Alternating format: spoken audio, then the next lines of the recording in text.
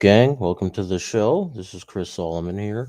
I'm feeling very super. I just finished watching the Christopher Reeves documentary, the guy who played the original Superman in the Richard Donner Superman films. And so I absolutely like off the bat, he is one of like the original OG awesome Supermans.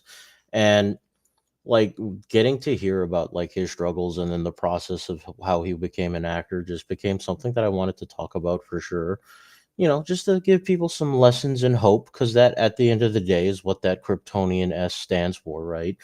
And so, like, it just kind of went over everything on how he became an actor in the first place, and then ended up becoming, went to Juilliard, and was eventually his roommate was Robin Williams. So, kind of doubled down on the humanity there, right? But like, there were some other things about Christopher Reeves as an actor that I didn't know, where he just cared so much and like went beyond just being an actor and delved into activism and making sure that he elevated the notion that he cared very much about his craft and ensuring that the world was a better place beyond just being an on-screen Superman. So definitely recommend that documentary for sure. But one of the things I found out was just like his level of political activism. Like before even becoming just a mainstream actor, was already very involved in protests and getting involved in political campaigns. At the time in 68, he was involved with the Robert F. Kennedy presidential campaign in 68.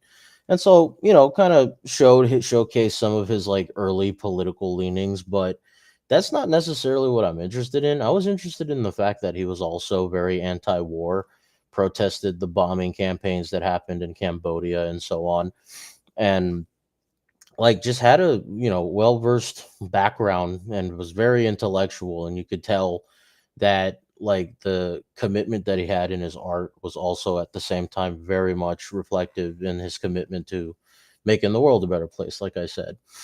But one of these stories that I didn't know about was that in Chile, so during the Augusto Pinochet regime, which was obviously very authoritarian and right-wing fascistic, um like there were 77 Chilean actors that were threatened with death if they refused to leave their country, and they were given a mandate to leave Chile like at the end of the month.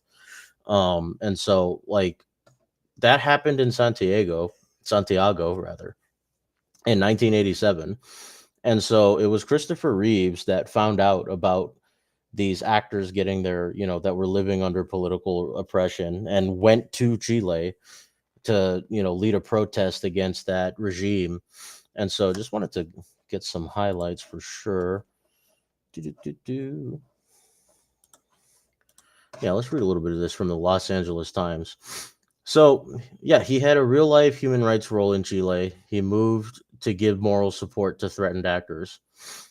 Um, so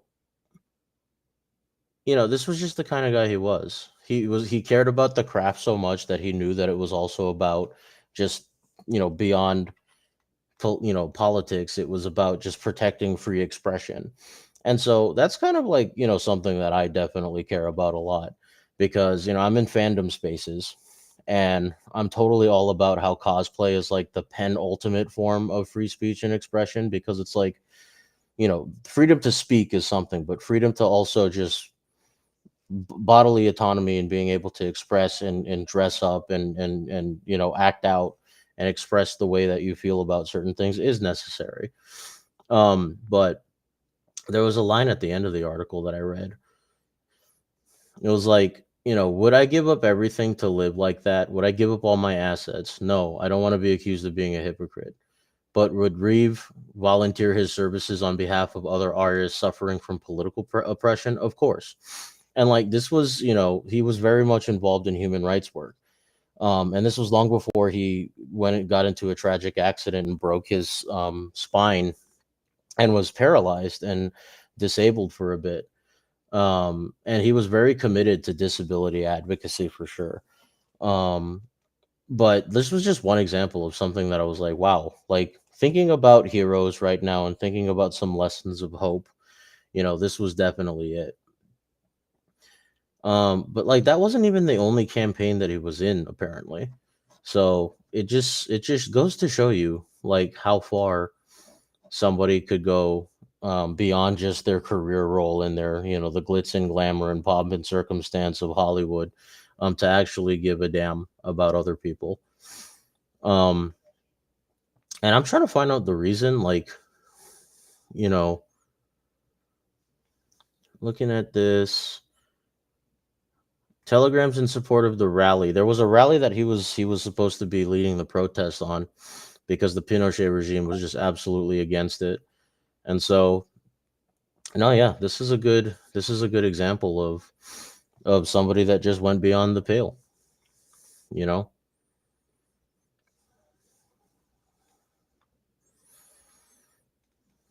Yeah, they were being targeted by government-backed terrorist groups, and Reeves said that these are the same young actors that walked around the streets with white t-shirts with big red targets on them and letters that said "Shoot me first." Like, imagine the grit that takes, like, just to, and artists really, when you think about authoritarianism, like that's when the expression becomes most, like most intensified for artists. And so that's actually a good thing to kind of think about.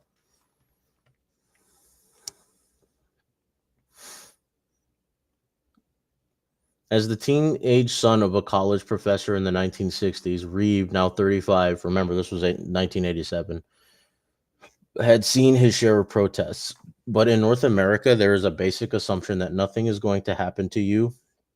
You can go in and speak your piece. And that's very true, right? Like, now with executive orders being levied upon protesters and Antifa being designated as terrorist organizations, now we have yet to see what other countries have had to struggle with when it came to their political oppression, right? And so, you know, the tenacity it takes for actors to be able to do that, and like we've seen a little bit of where how far that can go, like especially with like SAG-AFTRA strike that happened like years ago. I believe it was like 2022 or 2023. But they were protesting how the corporations and the big studios wanted artificial intelligence to basically, levy their costs and lower their costs so that they can accommodate, being able to just drive the wages of their actors and all of their staff down, right? So looking at this from a kind of example of just people who you wouldn't often expect to be the first in line to go to another country and help other people who are struggling, is definitely a testament to the character of the dude. But and that just makes me want to talk about Superman generally, because I feel like even with the most recent movie with David Cornsweet, he's a great Superman. I had nothing but high praise for all of the parallels that they drew and like the themes that they drew upon. And then the backlash just being so absolutely idiotic. Um when I think about the new Superman and just how they were able to draw upon a genocide happening in Jarhanpur, right? And it was the country of Baravia that was being, the main like masterminds behind that with Lex Luthor. And so that shows you how the billionaire interests and the interests of, um, certain countries who want to, who certain right wing authoritarian governments that want to go and genocide wholesale populations just to accommodate the interests of business. That was like a prevalent theme. And so you hear so much hate about how, oh, you shouldn't bring up the story about Superman being an immigrant, right? Or being like an alien that came from another planet and whose whose found parents here, the Kents, had to go and forge documents in order to even be able to have Superman just be able to live. It's just insane to me how nobody can draw that parallel and how relevant that is to the American experience for so many undocumented folks.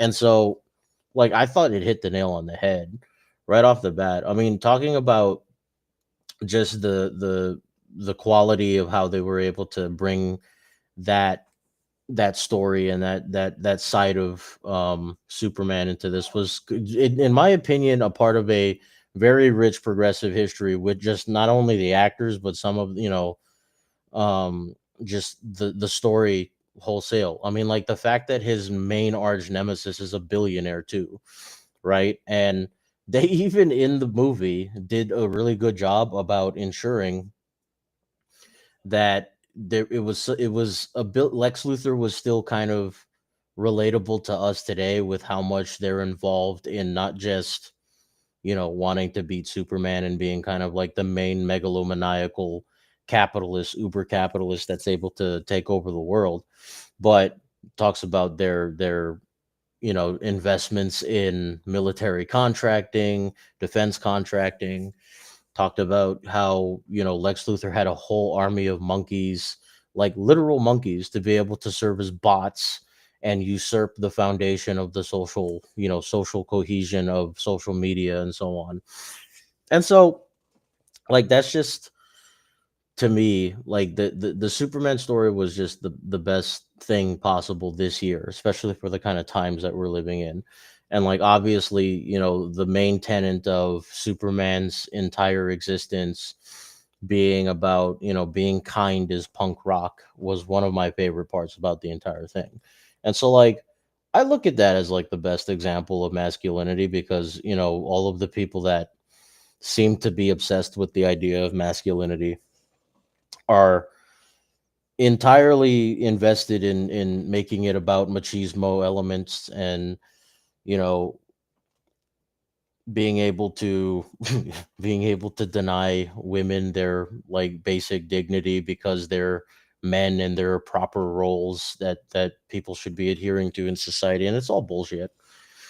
But, when you have somebody like Christopher Reeves, who was absolutely comfortable in their own skin, and, talking about the actor and as well as the character that was played, that's what Superman is about. Being kind is punk rock. Like, you can be a gentle human being who is understanding about people's challenges and making sure that the most underserved of all of us are also being taken care of, right? Because now I want to lean into a bit about his disability advocacy work because that was phenomenal. And like again, I didn't know about all these layered political things that he was a part of until I watched that documentary. But after this incident where he was involved in a horse like accident, he was riding a horse and then he was very involved in equestrian style things and then got into an accident where he was debilitated after that. And then after, that became sort of a turning point for him in his career and actually becoming a disability advocate. And he showed up at the Democratic National Convention in 1996 and was able to talk about how, his visibility, being Superman and like being Superman on screen and tough on screen and being able to like you think of him as having his stuff together, right? And, it talked about how seeing him in a vulnerable position was also great for disability advocates everywhere. And the message that he was able to talk about during his speech was that at the time you obviously had the moral majority types like Newt Gingrich and that, the layer of Republican revolutionary politics at that time was based on heavy evangelism. And, he talked about when it comes to family values, like we're all a family and everyone has value. And it's like the most needy in society do not deserve to be having their backs turned on them, right? And so I just felt that that was very relevant. And it showed me like kind of the lessons of hope that we need today in not turning our backs on people who need help. Being kind is punk rock. Like all of these things are going hand in hand. And so just kind of looking at some of the storylines that are being pursued in comic book, movie making, and like now with the new DC animated universe, like we're in a really good position, in my opinion. Like, I wish I had more of this as a kid. I mean, obviously, we had the Justice League Unlimited, we had the regular Justice League. They explored themes that were just vastly a part of thinking more critically about questioning authority. Like that was a whole episode, right? Um, and like the value of like even superheroes that don't necessarily have superpowers, but they are still involved with the fight and how valuable they are. Like all of the things that we grew up when it came to this comic book type style history, in the value sets, in the pages, in different types of cartoon and animated media, the movies that have been shared. I think we're in a great direction. And it's like I don't have anything awful to say about like when the turning point, one of the phases of comic book movie making was with the Snyderverse, obviously, and like the new Justice League movies and that Superman. And like all you could see really for a good 10 years was a period where Superman was just an asshole.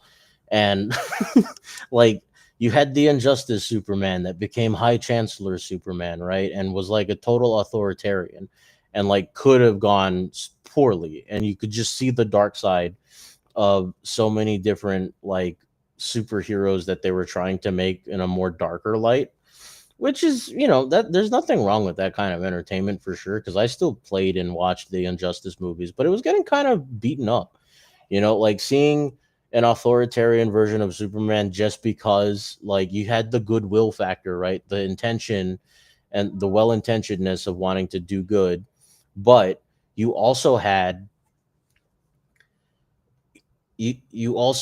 oh, we can do, because I'm super, I can do whatever I want, and making sure I execute that vision with no end in sight that was positive. And so like because we're turning a page on that for sure, it's helping me kind of revisit where they're doing a lot in the right direction. And I'm a huge fan of James Gunn. I loved him when he was involved with all of the Guardians of the Galaxy projects within the Marvel Cinematic Universe. But I think he's doing a great job with the Creature Commandos so far. That's kind of like, I feel like a newer kind of perspective on the outcast superheroes like the X-Men, for example. So the Creature Commandos was great. Um, GI Robot is also my favorite for personal reasons.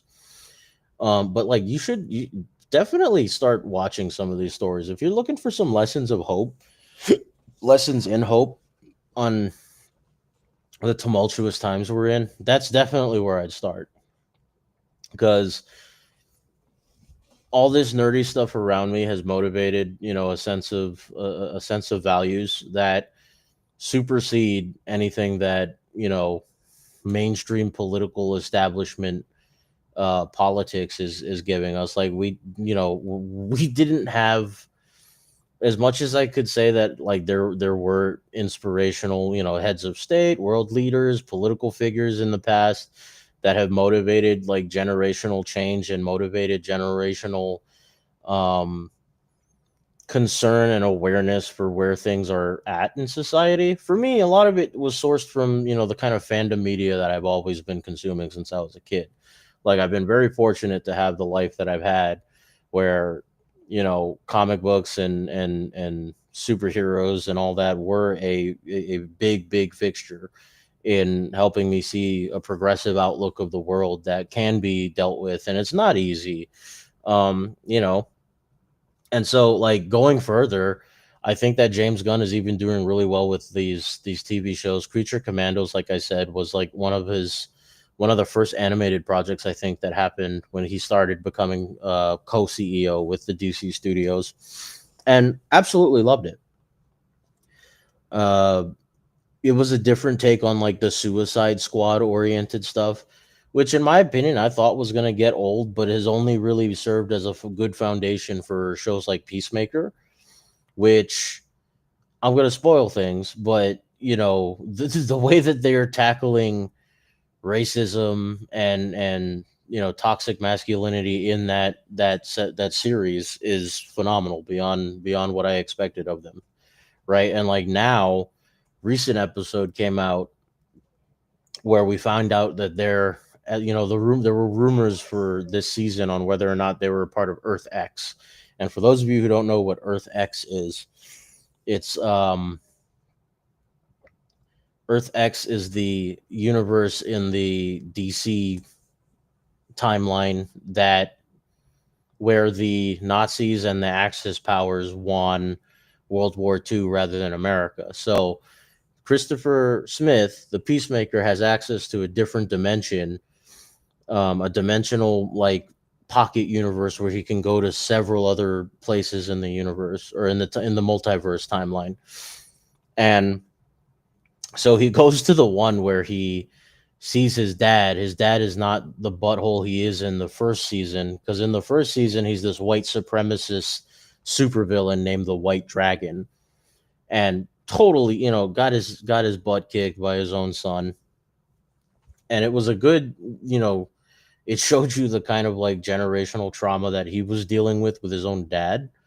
And so it just goes to show you where they're tackling sensitive subjects like that. And so recently in season 2, like they're in Earth X now, and Peacemaker goes to this universe without even really knowing or grasping it. He's just kind of looking for a sense of belonging in a place. And come to find out, he's in a place where, fans caught on very quickly. It's like, wow, there's like only white people in this universe. And so, like, the revelation in this recent episode was that he actually was in Earth X, because people were already, kind of speculating online if that was where the story was going to turn. So it's been positive, and like I'm interested in seeing how they tackle that, because again, it goes with that tradition where these mediums will very much talk about these issues at length and showcase them in a way that's brilliant. um Also want to shout out Gen V too, because I've been watching that on Amazon Prime, and it's about the boys universe. And in that universe, they've already charted out the kind of political um they charted out the political DNA of where the country is at right now, and it could not be more close to where we're at, especially with recent episodes for this second season of Gen V. Because in that show, they have the Starlighters, which are a part of Starlight's team, who are looked upon as like the lefty woke radical left, right? Like as dictated by their government. And superhumans are super soups are looked upon as like the primary, in a supremacy way, similarly to like what I was talking about with the darker themes with Superman in the Injustice timeline, where they tried to make things darker, right? This made soups look more like militants that are trying to be superhero supremacists.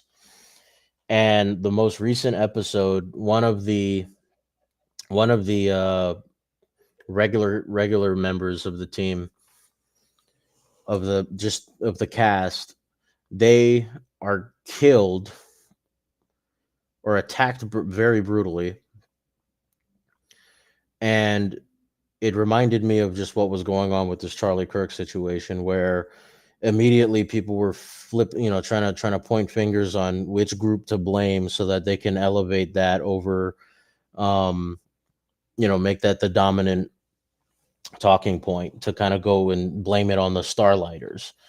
And so because of that, that was just so familiar to me in what we're dealing with, kind of with politics right now, where people were looking for a radical left, trans person to scapegoat the entirety of that situation onto.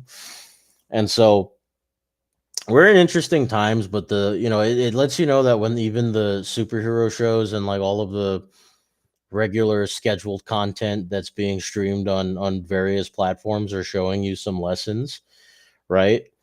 And so that kind of gives me hope, because I know that there are people like me and people that I, just in my friend group, that already they see the writing on the wall with some of the storylines.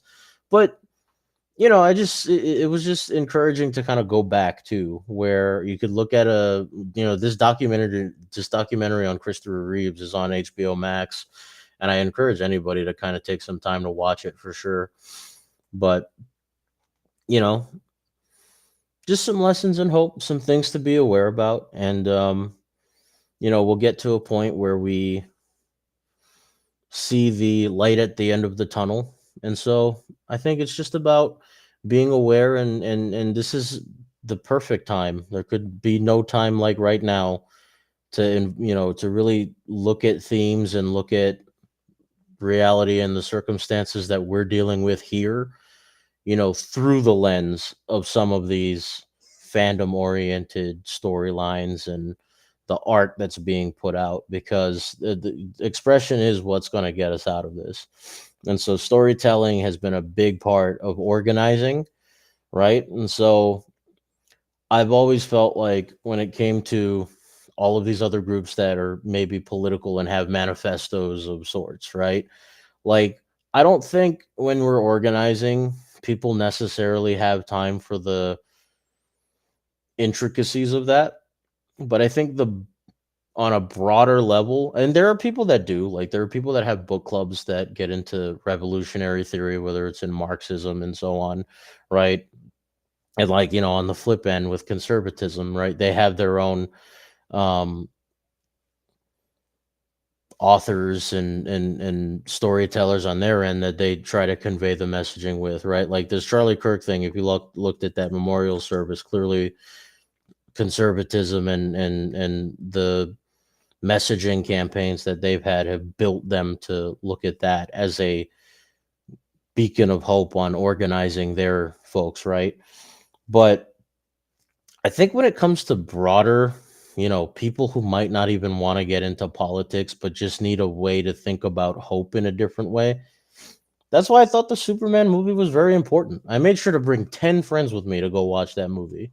Because, like, as it was being labeled woke left propaganda, I felt like, no, it was just this, the story about it was at the brass roots of it, grassroots of it, were about kindness is punk rock, and being gentle is, there's nothing wrong with being masculine and being gentle, right? And there's nothing wrong with being a good human being that cares about the well-being of other people. And so these storylines are necessary, especially as it comes to, the type of organizing space that we're in here at Rise. If we want to go and convey hope, you have to show some lessons in where hope is. And I think that the kind of media that I have, consumed all my life, the stories that I've, looked at, far outweigh the impact and magnitude of some of these political oriented ways of doing that, right? And so because it's not strictly political, it's more about values.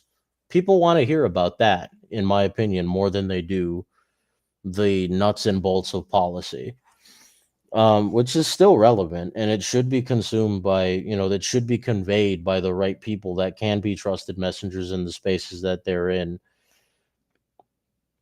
But overall, if you want to appeal to people's better nature, it's about showing the lodestar examples of where that's possible, right? So we'll talk soon, but I just thought I'd talk about that because I was just feeling super hopeful and super. So yeah, till next time, y'all.